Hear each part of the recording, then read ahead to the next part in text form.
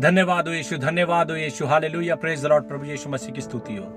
तो दोस्तों, मैं हूं आपका ब्रदर अभिषेक, और मैंने जैसे आपसे बोला था कि मैं कुछ टेस्टिमनी आपके लिए लेके आऊंगा कनाडा की, कि क्या है मेरी टेस्टिमनी, कैसे मैंने परमेश्वर को जाना था और मैं कैसे परमेश्वर को फिर मैं भूल गया कि वो परमेश्वर कुछ भी कर सकता है। तो दोस्तों, 2012 की बात है, जब मेरा फर्स्ट डे था कनाडा के लिए। मेरी आवाज थोड़ी आज बैठी हुई है। तो जब मैं इंडिया से निकला, और सच में बिफोर की बात बताता हूं मैं, पहले की बात, कि अपनी औकात नहीं थी कि इंटरनेशनल प्लेन में बैठे। कभी सोचा ही नहीं था, कभी जाना ही नहीं था कि इंटरनेशनल एयरपोर्ट पे जाएंगे और वहां से उड़ान भरेंगे। मगर परमेश्वर ने मौका दिया, क्योंकि होटल लाइन ज्वाइन करी थी। मेरे बहुत से दोस्तों ने, जहां मैं गया वहां अप्लाई किया था, 5-5 साल हो गए थे, उनका नहीं हुआ। मगर परमेश्वर के नजदीक था उस समय, मैं परमेश्वर को जानता था, मानता था, तो परमेश्वर ने मुझे मौका दिया। और जब मैं एयरपोर्ट पे पहली बार गया, मुझे बड़ी खुशी हुई और मैं भाग रहा था। वहां से एक अनाउंसमेंट आया मेरे पास, सुन रहा था मैं कि Abhishek, this is a last call for you, I am waiting for you, please come fast, ऐसे उन्होंने बोला। और मैं लॉन्ग कोट था, मेरे को आज भी याद है, लॉन्ग कोट नहीं, मतलब मैं फील कर रहा था कि मैं शाहरुख खान, जैसे एक मूवी है कुछ होता है, मैं रघुपति राज, ऐसे कुछ वो सॉन्ग था, मैं उसको फील कर रहा था कि मैं शाहरुख खान की तरह भाग रहा हूँ। और मैं सच में भाग रहा था एयरपोर्ट पे अंदर, और मैं ऐसे वहां पे एयरपोर्ट में गया। और मेरी फर्स्ट प्लेन जो फ्लाइट थी मेरी, मैं जब वहां पहुंचा और जैसे ही मैं अंदर गया, अंदर जाते ही ऐसा हुआ मेरी जिंदगी में कि मैं शॉक था कि प्लेन कितना खूबसूरत अंदर से और बाहर से। और जैसी मुझे सीट मिली तो मैंने विंडो सीट, खुदा ने विंडो सीट नहीं, उस समय मुझे विंडो सीट नहीं मिली। तो मेरे साइड में जो है वो एक फॉरेनर बैठी हुई थी। तो मैंने उनसे बोला कि मतलब विंडो सीट, और मुझे वो शायद मिली भी विंडो सीट। और मैं इतना खुश था, मैं परमेश्वर का इतना धन्यवाद दे रहा था कि परमेश्वर, तूने मेरे को क्या था और कहां से कहां लेके आया। ये एक बहुत बड़ा आश्चर्य कर्म था मेरी जिंदगी में। उससे पहले मैंने कभी जिंदगी में नहीं सोचा था कि मैं इतनी ऊंची उड़ान भरूंगा।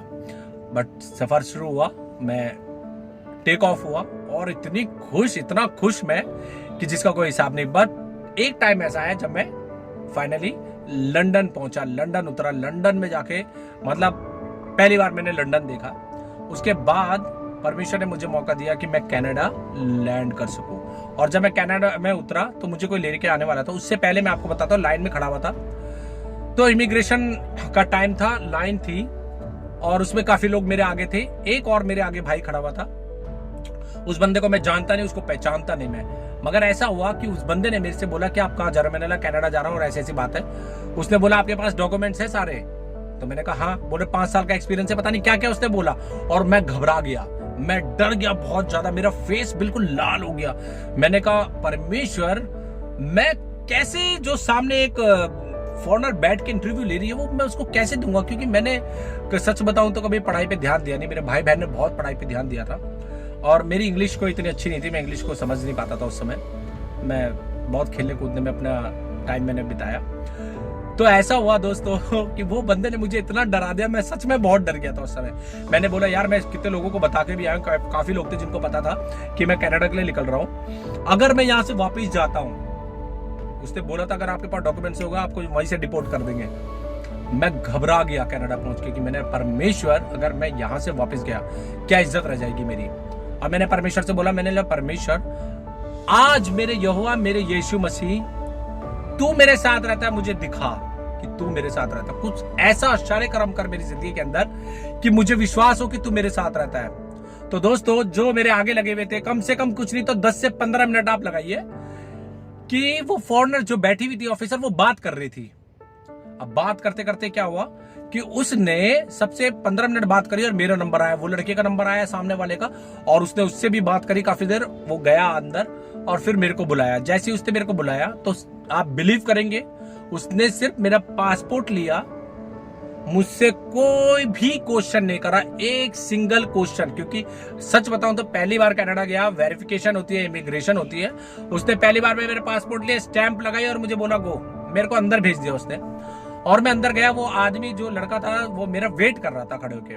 उसने मेरे को बोला, आया, उसने मेरे से बोला, जान ना पहचान, बस वो मेरा वेट कर रहा है। उसने मुझे कहा कि अपना पासपोर्ट दिखाओ। मैंने उसको पासपोर्ट दिखाया। उसने बोला भाई ये इमिग्रेशन की तो स्टैंप है ही नहीं, ये तो लोकल स्टैंप है। जैसे एडमिंटन से लेके ओंटारियो तक हुई, ऐसे जो प्लेस होते हैं वहां तक के ऐसे लोकल होती है। तो मैंने बोला हो सकता है भाई।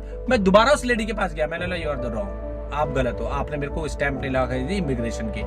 जैसे टूटी फूटी जो भी आता था मुझे, मैंने उसको बोला, और सच में फिर उस लेडी ने मुझे दोबारा वैसे भेज दिया। बोला no no no it's okay it's fine, उसने मेरे को भेज दिया।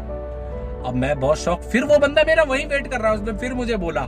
मैं फिर उस लेडीज के पास गया दूसरी बार, मैंने बोला ये आपने गलत दिया है, और दूसरी बार भी उसने मुझे वैसे ही भेज दिया। मतलब कोई वेरिफिकेशन, कोई पूछताछ नहीं करी मुझसे। अब आया टाइम तीसरी बार का, तीसरी बार फिर वो बंदा मेरा वेट कर रहा है वहां पे बैठ के खड़े होके। मैंने कहा फिर ये वेट कर, अच्छा। फिर उसने जैसे उसने मेरे को देखा लेडी ने, उसने फिर तीसरी बार भी मुझे यही बोला कि आप यहाँ से जाइए, आप अंदर जाइए। मैं शौक हुआ, मेरे को भी गुस्सा आया। मैंने कहा एक बंदा उधर खड़ा हुआ, वो कह रहा है मुझसे जाके सही करवा के लाओ उस टाइम पर, ये मना कर दिया, ऐसा कैसे? मेरे को भी गुस्सा आया, मैं निकल गया सीधा, मैंने गेट क्रॉस करा, मैं सीधा कनाडा के अंदर। और जब मैं गया वहां पे तो ऐसा लगा जैसे मधुमक्खियों ने मुझे जकड़ लिया है। इतनी ठंड बर्फ गिरी हुई है। अरे मैं घबरा गया बहुत बुरी तरीके से। फिर जो मुझे बंदा लेने आ रहा था वो आया, और जैसे ही लेने आया उसने मुझे पता है क्या बोला? उसने मुझे बोला कि एक काम करो, आप अपना पासपोर्ट दिखाओ। जैसे ही मैंने उसे पासपोर्ट दिखाया तो कैन यू बिलीव, उसने भी मुझे वही आंसर दिया कि ये स्टैंप गलत है।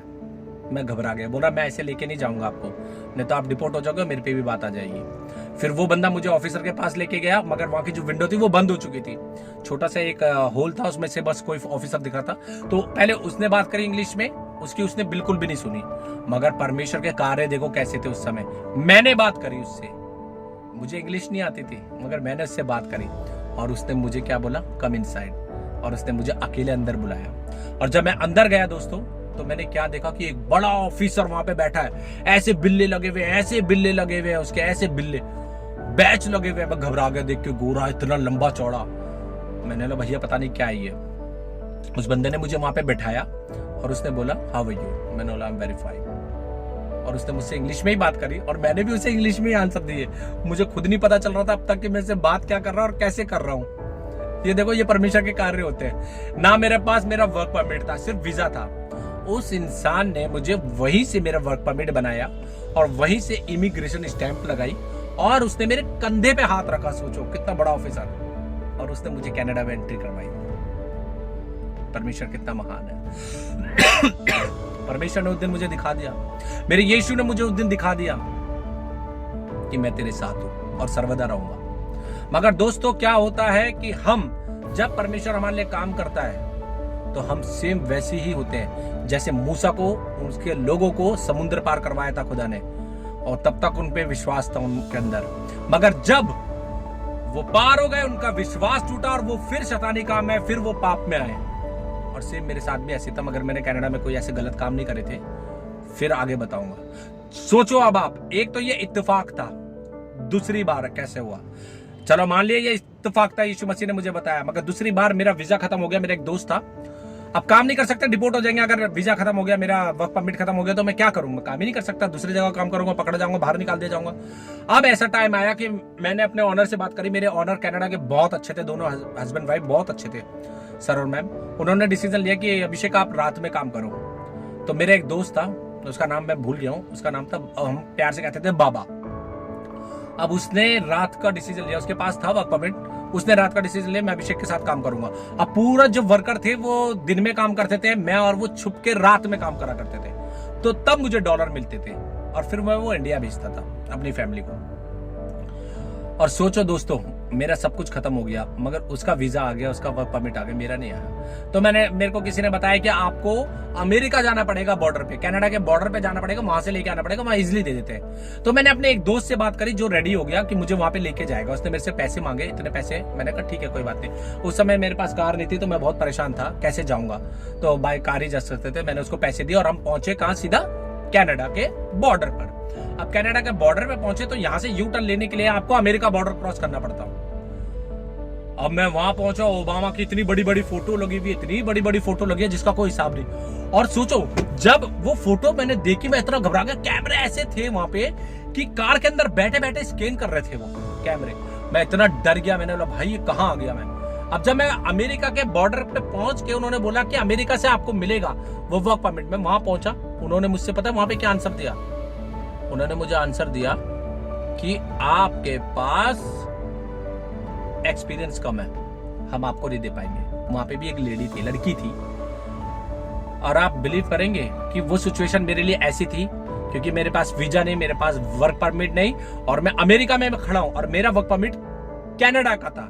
कोई भी कंट्री बिना पासपोर्ट के, बिना वर्क परमिट, बिना वीजा के अंदर नहीं लेती है। अब मैं परेशान हो चुका था बहुत, अमेरिका दे नहीं रहा, कनाडा में वापस जा नहीं सकता, मेरा सारा सामान वहां है, यहां से टिकट के लिए पैसे भी नहीं कि मैं इंडिया वापस आ जाऊं। बहुत फंस गया, मैं रोया, बहुत रोया। मैं उसके पास, लेडी के पास गया था, उसने मेरे को मना कर दिया था कि हम आपको नहीं देंगे। मैं बहुत रोया, बहुत रोया, मगर एंड मेरे को मेरा यीशु ध्यान आया। मैं वहीं घुटनों पे बैठा, सारे गोरे खड़े हुए थे वहां पे, सारे फोनर्स थे जो वो खड़े हुए थे, और मैं घुटनों पे आके मैं रोया और मैंने प्रार्थना करी, मेरे परमेश्वर तू ही अब जो कुछ है। और वो सुनने वाला है, उसने मेरी सुनी। आप विश्वास नहीं कर पाएंगे कि वो पल मेरे लिए कैसे था। ना मैं कनाडा का था, ना मैं इंडिया का था, ना मैं अमेरिका का था। और ऐसा हुआ कि मैंने बस एंड जो करा, मैंने बाइबल ली, उसने जो डॉक्यूमेंट्स मांगे थे वो मेरे पास सच में नहीं थे, और मैं उस लड़की के पास दोबारा गया, परमेश्वर का नाम लेके, यीशु का नाम लेके मैं वहां पहुंचा उसके पास, और मैंने बोला ma'am this is a last, I have this is a last document. और मैंने बाइबल उसके सामने रख दी, मेरा जो बैग था। उसने बस बैग ऐसे करा, उसने बाइबल को देखा, और परमेश्वर ने उसका दिमाग कैसे घुमाया मुझे भी नहीं पता, और उसने बस एक वर्ड बोला, पे देयर। और मैंने वो सुना, मैंने वहां पे करा, मैंने वर्क परमिट अपना वहां से उठाया, और मैं वहीं घुटनों पे बैठा, मैंने दुआ करी, और परमेश्वर ने मेरा ऐसे साथ दिया। तो सोचो दोस्तों, एक इत्तेफाक हो सकता है, ये दो इत्तेफाक एक साथ नहीं हो सकते। यीशु मसीह ने जो मुझे दिखाए थे, मगर समय वही था कि यीशु मसीह परमेश्वर हृदयों को जांचने वाला है। वो जानता है कि कहां ये मुड़ेगा, कहां से ये बिगड़ेगा, फिर ये पाप में कहां से जाएगा। मैंने परमेश्वर पे विश्वास करा, भरोसा करा, मगर उसके बदले मैंने क्या दिया? चर्च तो जाता था, मैं वर्शिप भी करता था, मैं सब कुछ करता था, मगर मन तब भी काला था। तब भी परमेश्वर पे इतना भरोसा नहीं था। परमेश्वर के लिए जो आज शुद्ध मन लेके मैं घूम रहा हूं, जो परमेश्वर ने मेरे दिल को शुद्ध कर दिया है, मेरे में वो नहीं था। इसलिए मेरी जिंदगी के अंदर कई उतार चढ़ाव आते गए, और मैं बिल्कुल बर्बाद हो गया कि मैंने अपने आप को फांसी तक लगाने के लिए सोच लिया। मैंने अपने आप को मौत के घाट उठाने के लिए सोच लिया। मैंने अपने आप को सोचा कि मैं समुद्र में चलता चला जाऊंगा, पीछे पलट के नहीं देखूंगा, कोई ना मेरे नामो निशान मिलेगा, मैं समुद्र में जाके मर जाऊंगा। मगर मेरे भाई और बहनों, परमेश्वर यही चाहता है, परमेश्वर यही कहता है कि हे बोझ से दबे लोग मेरे पास आओ, मैं तुम्हें विश्राम दूंगा। मैं बोझ से दबा हुआ था, मैं विश्वास में नहीं था, मैं घिर गया था चारों तरफ से, मगर मेरे को आवाज सुनाई दी तो यीशु मसीह की, हे मेरे बेटे तू कहां जाता है? अभी तेरा वक्त नहीं आया है, तू वापिस आ, अभी तूने मेरे लिए कार्य करना है, तूने मेरे नाम को दुनिया में बोलना है।